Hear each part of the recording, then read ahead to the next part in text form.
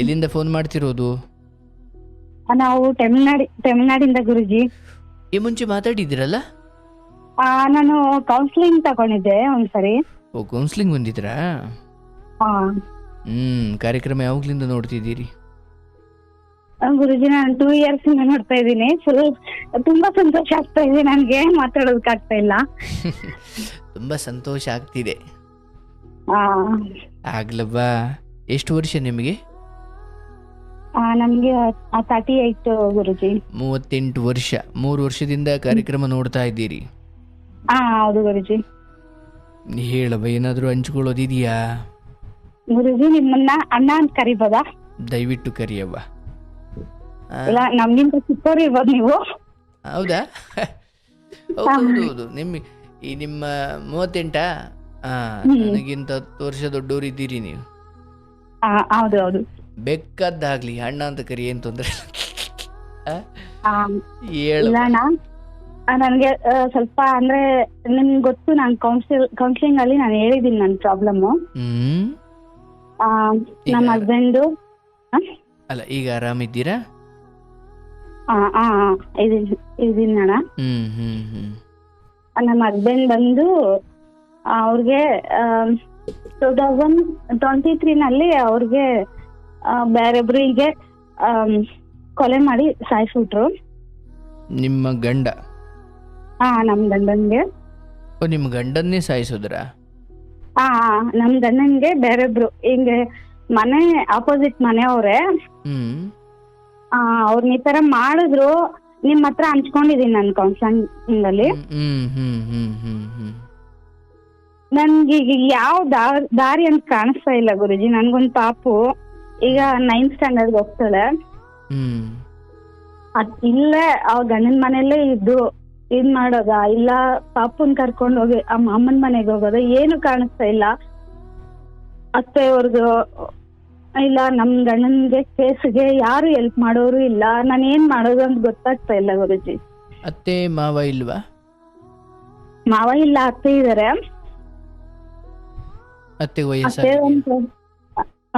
ಅತ್ತೆ ವಯಸ್ಸಾಗಿದೆಯಾ?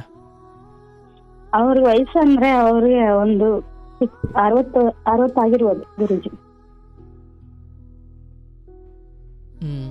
ಏನ್ ಕಾರಣಕ್ಕೆ ಗಂಡಂಗಾಗಿದ್ದು? ಅವರು ಅಂದ್ರೆ ಬಾಡಿಗೆ ಮನೆ ಅವ್ರದಿತ್ತು, ನಮ್ಮ ಆಪೋಸಿಟ್ ಮನೆಯವ್ರದ್ದು. ಬಾಡಿಗೆ ಮನೆಯವರು ಸ್ವಂತ ಮನೆನಾ? ನಮ್ಮ ಸ್ವಂತ ಮನೆ.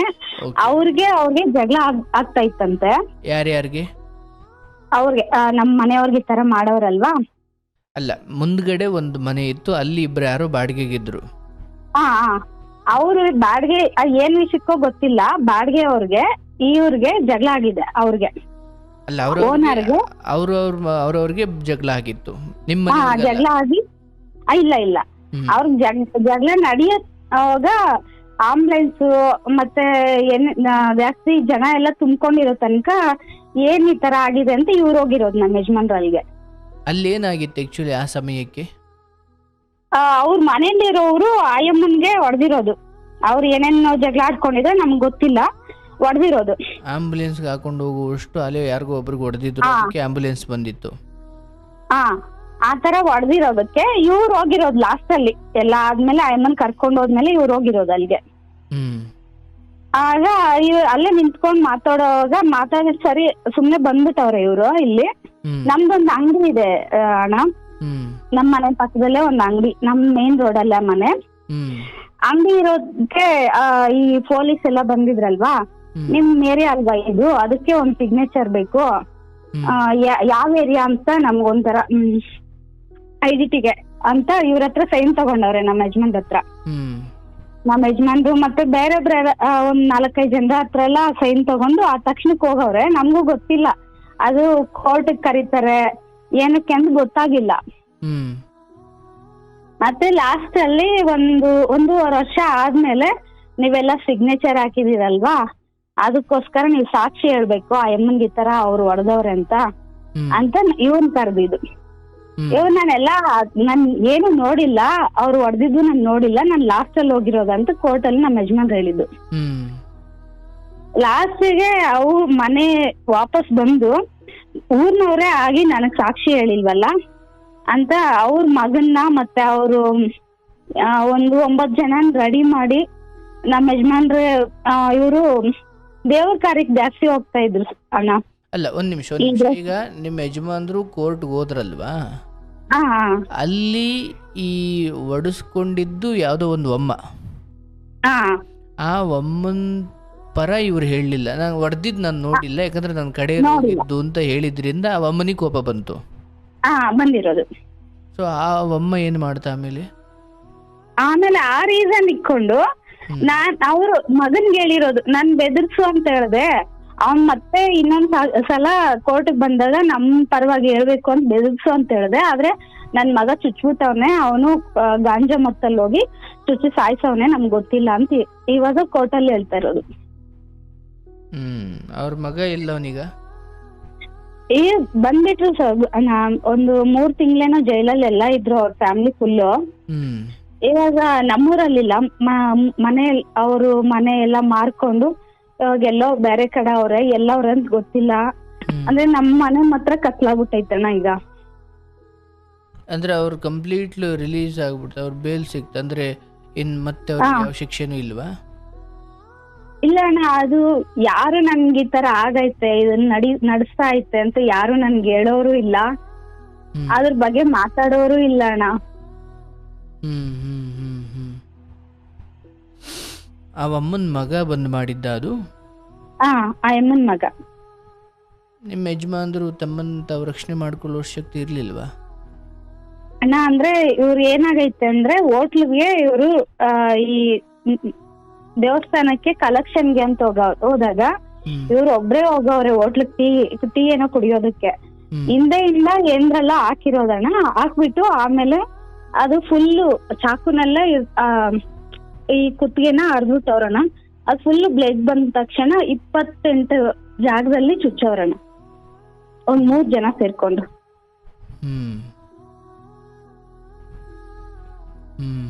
ನಮ್ಗೆ ಯಾವ್ದು ದಾರಿ ಕಾಣಿಸ್ತಾ ಇಲ್ಲಣ್ಣ, ಯಾರು ಹೆಲ್ಪ್ ಮಾಡ್ತಾರೆ, ಏನು ಯಾವ ಕೋರ್ಟ್ ಹೋಗ್ಬೇಕಾ ಏನ್? ಬಟ್ ನೀವು ಅಷ್ಟಲ್ಲೆಲ್ಲ ಮಾಡಿ ಅಣ್ಣ ಲಾಯರ್ನ ಸಂಪರ್ಕ ಮಾಡಿಲ್ವಾ? ಇಲ್ಲ ಅಣ್ಣ, ಫಸ್ಟ್ ಸ್ಟಾರ್ಟಿಂಗ್ ಅಲ್ಲಿ ಬೇಡವಮ್ಮ, ಇದೆಲ್ಲ ಬೇಡ, ಲಾಯರು ಕೋರ್ಟು ಕೇಸು ಅಂದ್ರೆ ಎಲ್ಲ ಜಾಸ್ತಿ ಆಗ್ತೈತೆ ಅಂತ ಕೆಲವ್ರು ಹೇಳೋದು. ಈ ತರನೇ ಮಾಡಿ ಯಾರು ಬಂದಿಲ್ಲ ಅಣ್ಣ. ಲಾಸ್ಟಿಗೆ ನಮ್ಗೆ ಭಯ ಅನ್ನೋದು, ಸಾಕ್ಷಿ ಬರಲ್ಲ ಅನ್ನೋದು, ಈ ತರ ಮಾಡಿ ಏನಾಗೈತೆ ಅಂತ ಇನ್ನ ಯಾರಿಗೂ ಗೊತ್ತಿಲ್ಲ. ಅಲ್ಲಿ ಕೇಳೋರು ಯಾರು ಇಲ್ಲಣ್ಣ. ಯಾರನ್ನಾದ್ರೂ ಕೇಳಿದ್ರೆ ಗೌರ್ಮೆಂಟ್ ಕೇಸ್ ಹೋಗ್ತಾ ಇದೆ, ಇದೇ ಆನ್ಸರ್ ಅಣ್ಣ. ಗೌರ್ಮೆಂಟ್ ಕೇಸಲ್ಲಿ ಹೋಗ್ತೈತೆ ಅನ್ನೋದು ಒಬ್ರು ಬಿಡಮ್ಮ ಅದೆಲ್ಲ ಏನಕ್ ಸುಮ್ನೆ ಹೋಗಿರೋರು ಬರ್ತಾರ ಅಂತ ಒಬ್ರು. ಯಾರು ಹೆಲ್ಪ್ ಮಾಡೋರೇ ಇಲ್ಲಣ್ಣ ಇವಾಗ. ಅಲ್ಲ ಈಗ ಈ ಅಮ್ಮನಿಗೆ ಯಾರೋ ಫಸ್ಟ್ ಬಾಡಿಗೆ ಮನೆಯವ್ರು ಹೊಡೆದ್ರು ಅಂತ ಹೇಳಿದ್ರಲ್ಲ, ಸಾಕ್ಷಿ ಹೇಳಿಲ್ಲ ಅನ್ನೋ ಕಾರಣಕ್ಕೆ ನಿನ್ ಗಂಡನ್ಗೆ ಹಿಂಗ್ ಮಾಡಿದ್ರು ಅನ್ನೋದಾದ್ರೆ ಆ ಅಮ್ಮನಿಗೆ ಹೊಡೆದವ್ರು ಯಾರು? ಹೊಡೆದಿರೋರು ಬೇರೆ ಊರ್ನವ್ರಣ್ಣ. ಅವರು ಕೃಷ್ಣಗಿರಿಯಿಂದ ಆ ಕಡೆ ಅಂತೆ, ನಮ್ಗೆ ಗೊತ್ತಿಲ್ಲ. ಅವರು ಇವ್ರ ಮನೇಲಿ ಇದ್ರಂತೆ, ಅವ್ರ ಬಾಡಿಗೆಗೆ ಇದ್ದು ಇವ್ರ ಅಡ್ವಾನ್ಸ್ ಕೊಡಿಲ್ಲ ಅಂತ ಆ ಇಬ್ರಿಗೂ ಜಗಳ ಆಗಿರೋದು ಅಂದ್ರಣ್ಣ. ಅಲ್ಲ ಮತ್ತೆ ಇವ್ರ ಮಗ ನಿಮ್ ಗಂಡನಿಗೆ ಹಿಂಗ್ ಮಾಡ್ರ ಅವ್ರನ್ನೇನು ಮಾಡಿಲ್ವಾ? ಅವ್ರು ಒಂದೊಂದ್ಸರಿ ಒಂದೊಂದ್ ಮಾತಣ್ಣ. ಅವನ್ಗೆ ಹಾಕೋದಕ್ ಹೋದ್ರಿ, ಅವ್ನ್ ತಪ್ಸ್ಕೊಂಡ್ಬಿಟ್ಟ, ಅದೇ ಕೋಪದಲ್ಲಿ ಬಂದು ಇವ್ರಿಗೆ ಮಾಡ್ದೆ ಅಂತ ಒಂದ್ ಮಾತು. ನಮ್ಮಮ್ಮ ನಾನ್ ಬೆದರ್ಸು ಅಂತ ಹೇಳ್ದೆ, ಅವ್ನ್ ಸಾಯಿಸ್ಬಿಟ್ಟವ್ನೆ ಅಂತ ಒಂದ್ ಮಾತು. ಏನು ಅಂತ ಸತ್ಯ ಏನಂತ ಗೊತ್ತಿಲ್ಲಣ್ಣ ಇವತ್ತು.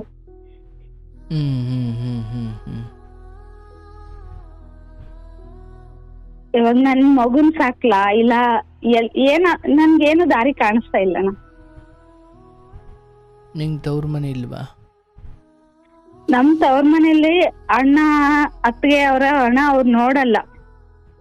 ಇವಾಗ ಹೇಳ್ತಾರಲ್ವಣ್ಣ, ಹೆಣ್ಮಗು ಮದ್ವೆ ಆದ್ಮೇಲೆ ಊಟದ ಮನೆಗಿಲ್ಲ ಅಂತ, ಆತರ ಅಣ್ಣ.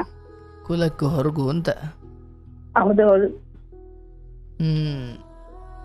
ಇಲ್ಲಿ ಅತ್ತೆಯವ್ರು ನೋಡಿದ್ರೆ ಪಕ್ಕದಲ್ಲಿ ಅಣ್ಣ ಹೇಳ್ಕೊಳೋದಕ್ ಆಗ್ತಾ ಇಲ್ಲ, ಹೆಂಗ್ ಹೇಳೋದು ಇರೋದಕ್ಕೂ ಆಗ್ತಾ ಇಲ್ಲ ಅಣ್ಣ.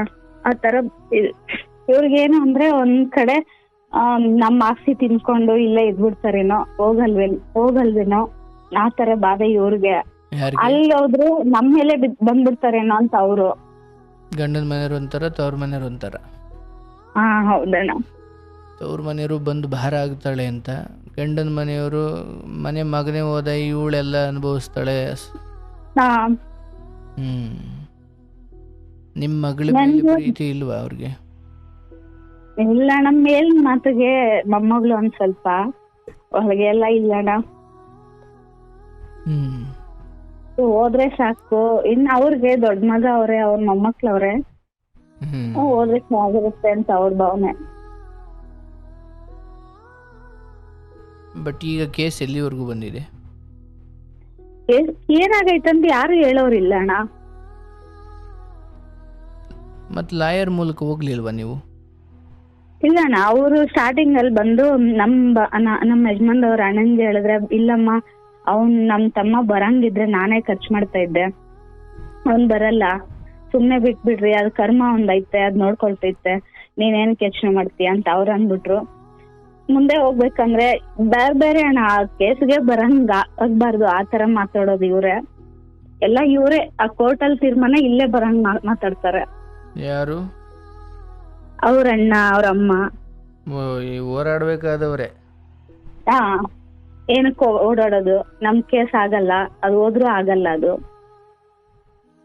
ಆಗಲ್ಲ ಅನ್ನೋ ಇವ್ರ ಮಾತಿಗೆ ಏನ್ ಕಾರಣ ಇರಬಹುದು? ಸಾಕ್ಷಿ ಸಾಕ್ಷಿ ಬರಲ್ಲ, ನಾವ್ ಅವ್ರ ಕಾಲು ಇವ್ರ ಕಾಲು ಎಲ್ಲ ಹಿಡಿಬೇಕು ಸಾಕ್ಷಿ ಅವ್ರಿಗೆಲ್ಲ. ಅದು ಬೇಕಾ ನಮ್ಗೆ? ಬೇಡ,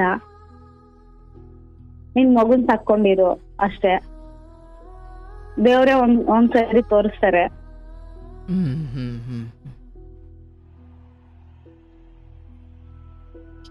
ಓಕೆ. ಅವ್ರಣ್ಣ ಆತರ, ಈ ಅಮ್ಮ ಬಂದು ಒಂದ್ಸರಿ ಸುತ್ತಿ ಬಳಸಿ ನಿನ್ನಿಂದಾನೇ ಆಗಿದ್ ಆ ತರ ಒಳಗೊಳಗೇನೆ ನಿನ್ ಗಂಡನ್ ಬಿಟ್ಬಿಟ್ಟೆ, ಫ್ರೀಯಾಗಿ ಬಿಟ್ಬಿಟ್ಟೆ, ಕಟ್ ಮಾಡಿಲ್ಲ, ಈ ತರ ಮಾತುಗಳು. ನನ್ 3 ವರ್ಷದಿಂದ ಸಾಕಾಗೈತಣ್ಣ ನೋಡಿ ನೋಡಿ.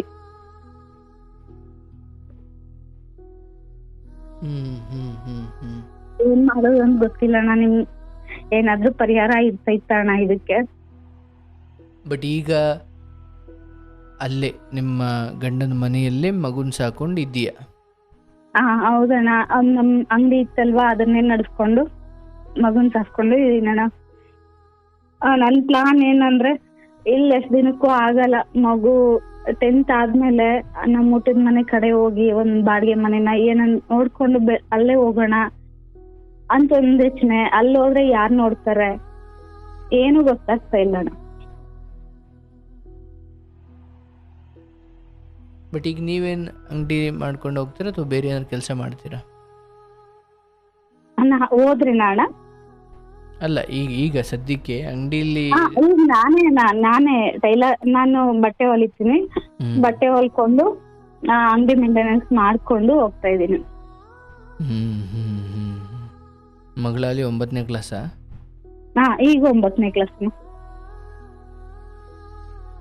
ನಿನ್ ಕಷ್ಟ ಎಲ್ಲ ಅರ್ಥ ಮಾಡ್ಕೊಂಡು ನಡೆಯೋ ಮಗಳ?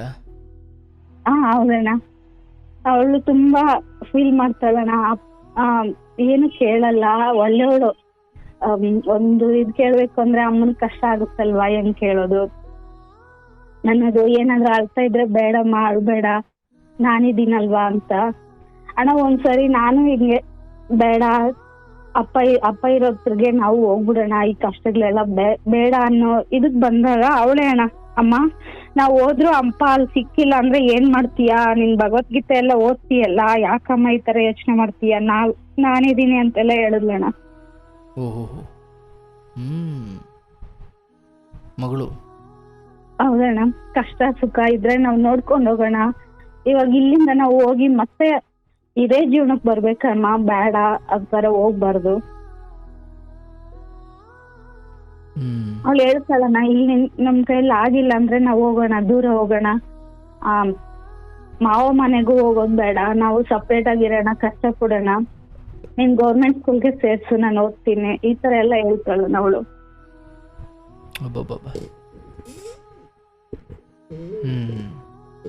ಈಗ ನಿಮ್ಗೆ ಫೋನ್ ಮಾಡ್ಕೊಟ್ಟಿದ್ದು ಅವಳೆ, ನನ್ನ ಅಂಗಡಿ ಬಾಕಿ ಬೇಗ ಬೇಗ ಹಾಕ್ಕೊಡ್ ಬಾ, ನಾನು ಫೋನ್ ಮಾಡ್ತೀನಿ ಅಂತ ಅವಳೇ ಫೋನ್ ಮಾಡಿದ್ದಣ್ಣ. ಹ್ಮ್ ಹ್ಮ್ ಹ್ಮ್ ಹ್ಮ್ ಎಂಥ ಮಗಳನ್ನ ಎತ್ತಿದೀಯವ್ವ. ಹ್ಮ್ ಅದ್ಭುತ. ಹೌದು. ಅಣ್ಣ ನಮ್ಗೆ 6 ವರ್ಷ ಮಕ್ಳೇ ಇಲ್ಲ ಅಣ್ಣ. ಅಲ್ಲಿ 6 ವರ್ಷಕ್ಕೆ ನನ್ ಮಗಳು ಹುಟ್ಟಿದ್ದು, ಲಾಸ್ಟಿಗೆ ತಂದೆನ್ ಕಳ್ಕೊಂಡ್ಲೆ ಅಂತ ತುಂಬಾ ಬಾಧೆ ಆಗ್ತೈತೆ ಅಣ್ಣ. ಅವ್ರಿಗೂ ಮಗಳಂದ್ರೆ ಜಾಸ್ತಿ ಇಷ್ಟ ಅಣ್ಣ. ನಾನ್ ಅವ್ರಿಲ್ಲ, ನನ್ ಮಗಳು ಚೆನ್ನಾಗಿ ಓದ್ಬೇಕು ಆ ತರ ಇದ್ದಿದ್ದಣ್ಣ ಅವ್ರುನು. ಅನ್ಯಾಯ. ಎಷ್ಟು ದೊಡ್ಡ ಅನ್ಯಾಯ ಇದು. ನನ್ ಮಗಳಿಗೆ ಕರಾಟನಲ್ಲಿ ಒಂದು ಬ್ಲೂ ಬೆಲ್ಟ್ ಅಣ್ಣ. ಅವಳು ಹ್ಮ್ ಎಲ್ಲದ್ರಲ್ಲಿ ಫಸ್ಟ್ ಅಣ್ಣ.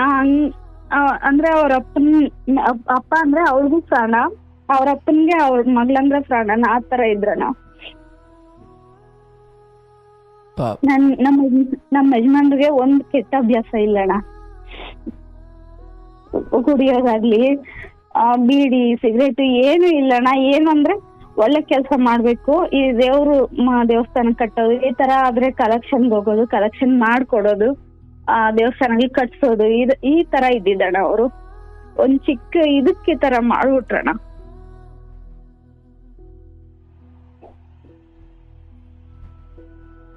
ಹಾಗೆಲ್ಲ ದೇವಸ್ಥಾನಕ್ಕೆಲ್ಲ ನೀನ್ ಬರ್ದಿರ ಇದ್ರೆ ಹೋಗಲ್ಲ ಅನ್ನೋರೆಲ್ಲ ಇವತ್ತು ನೀವ್ ಎಲ್ಲಿದ್ದೀರಾ, ನೀವ್ ಏನ್ ಮಾಡ್ತಾ ಇದೀರಾ ಅಂತ ಯಾರು ನಮ್ಮನ್ ಕೇಳೋರಿಲ್ಲಣ್ಣ ಇವಾಗ. ಗಂಡ ಇದ್ದ ಕಾಲ ಮತ್ತು ಗಂಡ ತೀರು ಹೋದ ಕಾಲ, ಇವೆರಡರ ಗಂಡ ತೀರು ಹೋದ ನಂತರ ಜನ ಬಿಟ್ಬಿಡಿ, ನಿಮ್ಮವರೇ ನಿಮ್ಮನ್ನು ಎಷ್ಟು ನಿರ್ಲಕ್ಷ್ಯ ಮಾಡ್ತಾರೆ ಅಂತ ನೀವು ಅಂದ್ಕೊಂಡಿರ್ಲಿಲ್ಲ. ಹೌದಣ್ಣ. ಅವ್ರು ಹೋದ ತಕ್ಷಣ ನಾವಿದೀರಿ, ನಾವ್ ನೋಡ್ಕೊಳ್ತೀರಿ, ನೀವ್ ಯಾಕಮ್ಮ ಬಾಧೆ ಕೊಡ್ತೀರಾ, ಅವನ್ಗೆ ಈ ತರ ಮಾಡಿರೋರ್ಗೆ ಏನೋ ಒಂದ್ ಮಾಡೋಣ ಹಂಗ ಹೇಳ್ತಾ ಇರೋರೆಲ್ಲ ಇವಾಗ ನಾನ್ ಫೋನ್ ಮಾಡಿದ್ರೆ ತೆಗಿಯೋದು ಇಲ್ಲ.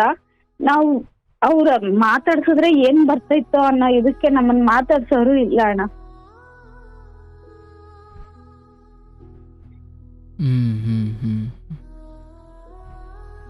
ಈ ಕಾರಣಕ್ಕೆ ಅವ್ರ ಕೇಸ್ಗೆ ಯಾರು ಹೆಲ್ಪ್ ಮಾಡ್ತಾರ, ಇಲ್ಲ ಅವರು ಈ ತರನೇ ಬಿಟ್ಬಿಡ್ತಾರ ದೇವ್ರು, ಅದೊಂದ್ ರೀಸನ್. ನನ್ ಮಗಳಿಗೆ ನಾನು ಏನ್ ಮಾಡಿಲ್ವಲ್ಲ, ಹಿಂಗೆ ಬಿಟ್ರೆ ನನ್ ಮಗಳಿಗೆ ಭವಿಷ್ಯ ಲೈಫ್ ಏನಾಗುತ್ತೆ, ಈ ತರ ಎಲ್ಲ ಇದೆ ಅಣ್ಣ ನನ್ ಮನ್ಸಲ್ಲಿ. ನಾನ್ ಬೇರೆ ಶುಗರು BP ಪೇಷಂಟ್ ನ.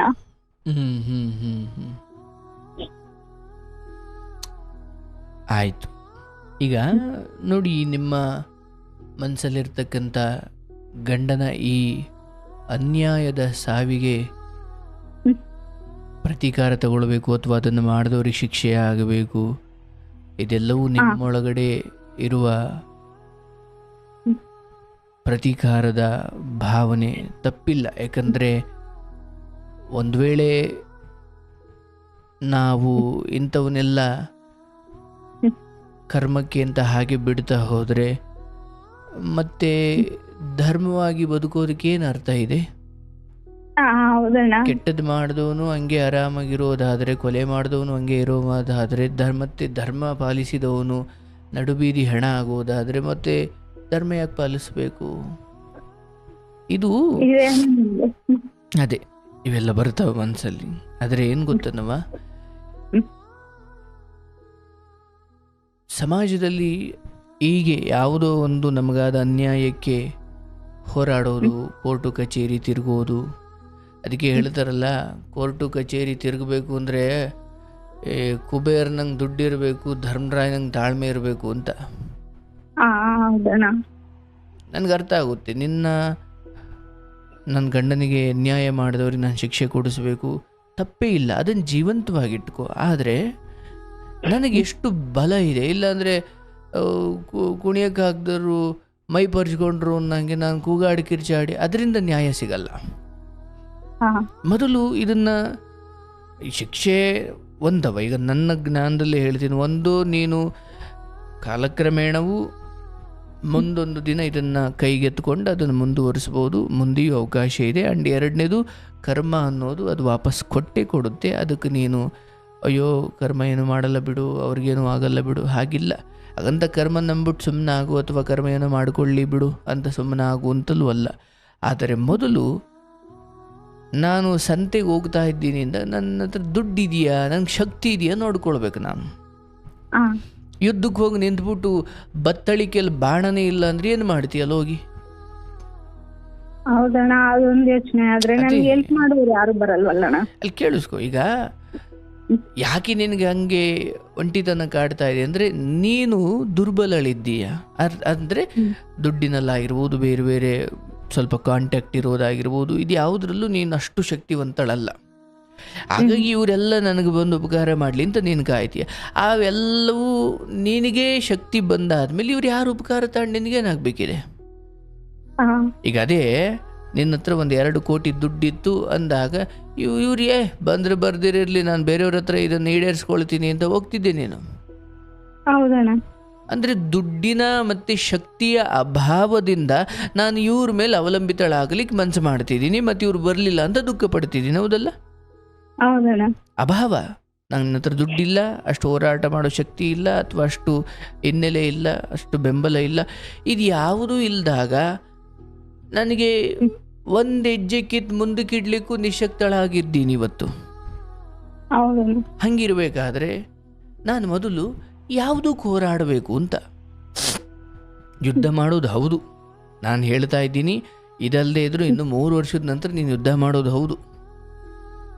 ಆದರೆ ವಿಷಯ, ನಾನು ಬತ್ತಳಿಕೆಯಲ್ಲಿ ಬಾಣ ತುಂಬಿಕೊಳ್ಬೇಕು, ನನ್ನ ಬಿಲ್ಲು ಬಾಣ ಸರಿ ಮಾಡಿಕೊಳ್ಬೇಕು, ನಾನೊಂದಷ್ಟು ತಯಾರಿ ಮಾಡಬೇಕು, ಫಿನಾನ್ಷಿಯಲಿ, ಮೆಂಟಲಿ, ಫಿಸಿಕಲಿ, ಮತ್ತು ಹೊರಗಡೆ ಕೆಲವು ಸಂಪರ್ಕಗಳು, ಕಾಂಟ್ಯಾಕ್ಟ್ಗಳನ್ನು ಇಟ್ಕೊಳ್ಬೇಕು, ನಾನು ಜನರ ಸಂಪಾದಿಸಿ ಮಾಡಬೇಕು, ದೊಡ್ಡವ್ರ ಸಂಪರ್ಕ ಬೆಳೆಸಬೇಕು, ಅಥವಾ ಒಂದು ಶಕ್ತಿ ಪಡ್ಕೊಳ್ಬೇಕು. ನಿನಗೆ ಆಮೇಲೆ ಇದು ಒಂದು 5 ನಿಮಿಷದ ಕೆಲಸ.